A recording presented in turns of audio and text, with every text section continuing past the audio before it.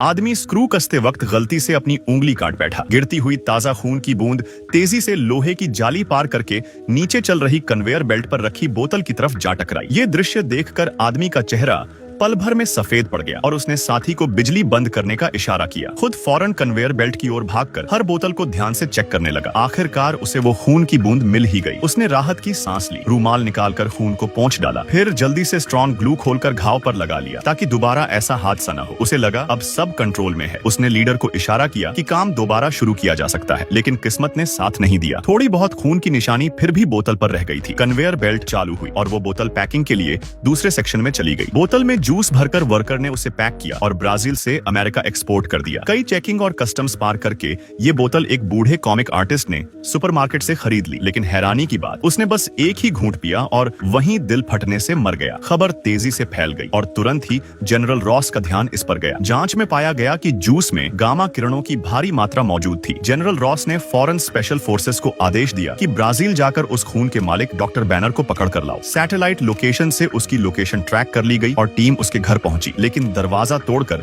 जब बिस्तर पर गोलियों की बौछार की तो पता चला बैनर तो कब का गायब हो चुका था। असल में 8 साल की भागदौड़ ने उसे इतना अनुभवी बना दिया था कि किसी भी हलचल का आभास होते ही वो तुरंत भाग निकलता। लोकल इलाके की जानकारी के दम पर उसने स्पेशल फोर्सेस को चकमा दे दिया, लेकिन भागते वक्त वो अपनी दिल की धड़कन लगातार मॉनिटर कर रहा था, क्योंकि अगर रेट 200 पार कर जाती तो वो अपना आपा खोकर एक दानव में बदल जाता। पुलिस से पीछा छुड़ाकर वो अचानक कुछ गुंडों से टकरा गया। उसने हाथ जोड़कर माफी मांगी, लेकिन वो गुंडे पीछे नहीं हटे। उल्टा उसे फैक्ट्री तक घेर कर बोले, आज ब्राजील के लोगों का गुस्सा छकाओगे। उन्हें क्या पता था, दिल की धड़कन जैसे ही 200 पहुंची, हुल्क जाग उठेगा। एक गुंडे को पकड़कर उसने आसानी से फेंक दिया। अंधेरे से उसकी विशालकाय परछाई प्रकट हुई और बाकी गुंडे डर कर भाग निकले, लेकिन जो धीरे भागे उनकी किस्मत खराब थी, हल्क से बच नहीं सके। तभी स्पेशल फोर्सेस फिर आ पहुंची और उन्होंने नींद की डार्ट्स दागनी शुरू की, लेकिन वो नुकीली सुई हल्क की चमड़ी में घुसी नहीं पाई। उल्टा इसने हुल्क को और भड़का दिया। मजबूरन फोर्सेस ने असली गोलियां चलानी शुरू कर दी, लेकिन उसका भी कोई असर नहीं हुआ। खुशकिस्मती से हुल्क का इरादा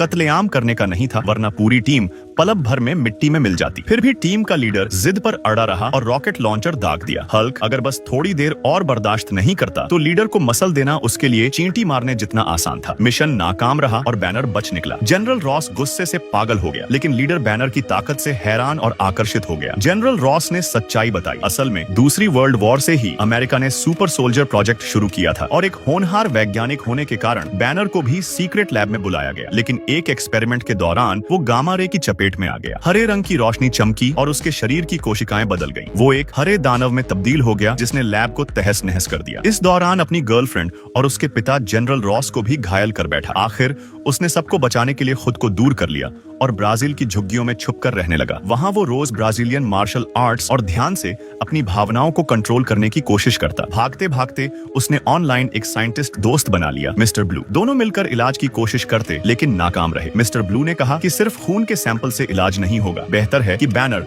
खुद अमेरिका आकर इलाज करवाए। बैनर हिचकिचा रहा था, लेकिन जनरल रॉस की नजर उस पर पड़ गई। मजबूरी में उसने मैक्सिको से अमेरिका तक चोरी छुपे सफर किया और पुराने लैब में गया, लेकिन वहां डेटा पहले ही जनरल रॉस ले जा चुका था। अब बैनर को भी सेना अपनी संपत्ति समझने लगी थी। जनरल रॉस ने एक पुराना सीरम निकाला, वही सुपर सोल्जर सीरम जिससे स्टीव रॉजर्स बना था कैप्टन अमेरिका। इस बार उन्होंने डोज बढ़ाकर लीडर ब्लॉन्स्की को इंजेक्ट किया। दर्दनाक ट्रांसफॉर्मेशन के बावजूद ब्लॉन्स्की ने सब सह लिया, क्योंकि ताकत पाना ही उसका मकसद था। उधर बैनर को अपनी गर्लफ्रेंड से खोए हुए डेटा मिले, लेकिन जाने से पहले जनरल रॉस ने फिर से हमला कर दिया। भागते भागते बैनर ने डेटा वाला पेन ड्राइव निगल लिया, लेकिन सैनिकों ने उसे घेर लिया और आंसू गैस दाग दी। गुस्से से उसने फिर हल्क का रूप धारण कर लिया। हुल्क ने टैंक जैसी गाड़ियां तोड़ दी, सैनिकों को इधर उधर फेंक दिया। तभी ब्लॉन्स्की मैदान में कूद पड़ा और हुल्क से भिड़ गया। हालांकि उसकी फुर्ती देखकर जनरल रॉस को उम्मीद जगी, लेकिन हल्क को रोकना आसान नहीं था। सोनिक हथियारों से कुछ देर के लिए हल्क को काबू किया गया, लेकिन गर्लफ्रेंड की चीख सुनकर हल्क और भड़क उठा। उसने गाड़ियां चीर दी, टैंक कुचल दिए। ब्लॉन्स्की हड्डियां टूटने तक पिट गया। जनरल रॉस को पीछे हटना पड़ा। आखिर में जनरल रॉस ने हेलीकॉप्टर से हमला करने का आदेश आदेश दिया, लेकिन हुल्क ने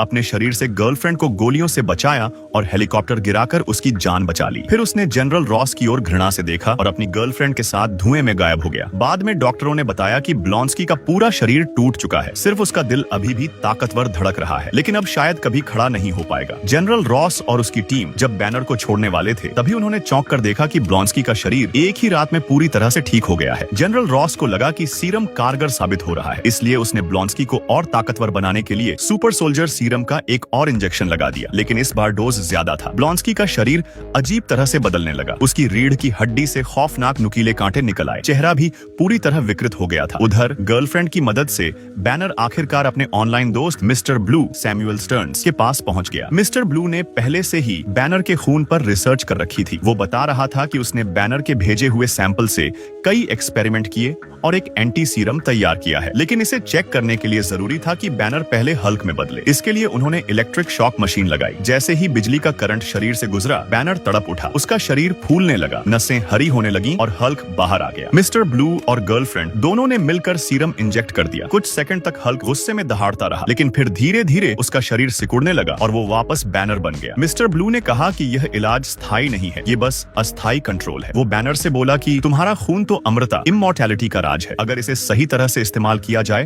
तो हम दुनिया बदल सकते हैं। ये सुनकर बैनर डर गया। उसने स्टर्न्स से कहा कि ये सब बहुत खतरनाक है, तुरंत सारे सैंपल नष्ट कर दो। लेकिन तभी अचानक जनरल रॉस की सेना ने वहां धावा बोल दिया। उन्होंने बैनर को ट्रैंक्विलाइजर मारकर काबू कर लिया। गुस्से से भरे ब्लॉन्स्की भी वहीं पहुंच गया। उसने बैनर को देखा और चिल्लाकर उसे उकसाने लगा ताकि हल्क बाहर आए, लेकिन बैनर का शरीर शांत रहा। हल्क ने ब्लॉन्स्की को इस बार कोई खतरा नहीं समझा। ये अपमान ब्लॉन्स्की को और पागल बना गया। तभी ब्लॉन्स्की ने मिस्टर ब्लू को बंदूक तानकर धमकाया। उसने कहा कि बैनर का खून मेरे अंदर डालो। मिस्टर ब्लू पहले तो हिचकिचाया, लेकिन ब्लॉन्स्की की पागल आंखें देखकर उसने गामा मशीन चालू कर दी। धीरे धीरे ब्लॉन्स्की का शरीर हल्क से भी बड़ा और भयानक बनने लगा। उसकी हड्डियां बाहर निकल आईं, चेहरा पूरी तरह दैत्य जैसा हो गया। अब वो सिर्फ ब्लॉन्स्की नहीं रहा, वो बन चुका था अबॉमिनेशन। अबॉमिनेशन तुरंत शहर में निकल गया और तबाही मचाने लगा। उसने गाड़ियों को उछालकर फेंका, इमारतें तोड़ दी और टैंक्स तक चकनाचूर कर दिए। जनरल रॉस ने आर्मी को पूरा हमला करने का आदेश दिया, लेकिन मशीन गन, रॉकेट, किसी भी हथियार का उस पर कोई असर नहीं हुआ। बैनर ने ये सब देखा और समझ गया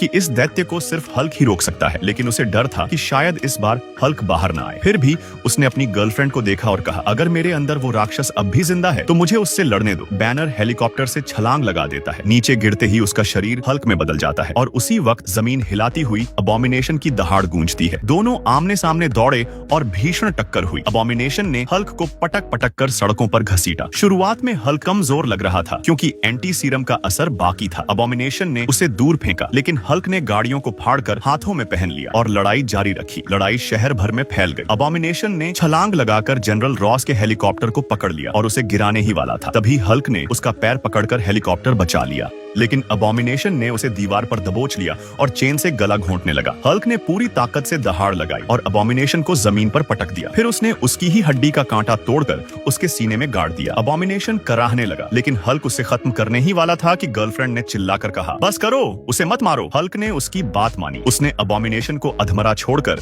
जनरल रॉस के पैरों में फेंक दिया। फिर हल्क ने गर्लफ्रेंड को आखिरी बार देखा, लेकिन कुछ कहे बिना इमारतों के पीछे कूदकर गायब हो गया। दूसरी तरफ मिस्टर ब्लू यानी सैमुअल स्टर्न्स के सिर पर बैनर का खून टपक गया। उसका दिमाग फूलने लगा, आंखों में अजीब चमक आ गई। वो मुस्कुराकर बोला, अब असली मजा शुरू होगा। और इस तरह वो बन गया भविष्य का लीडर।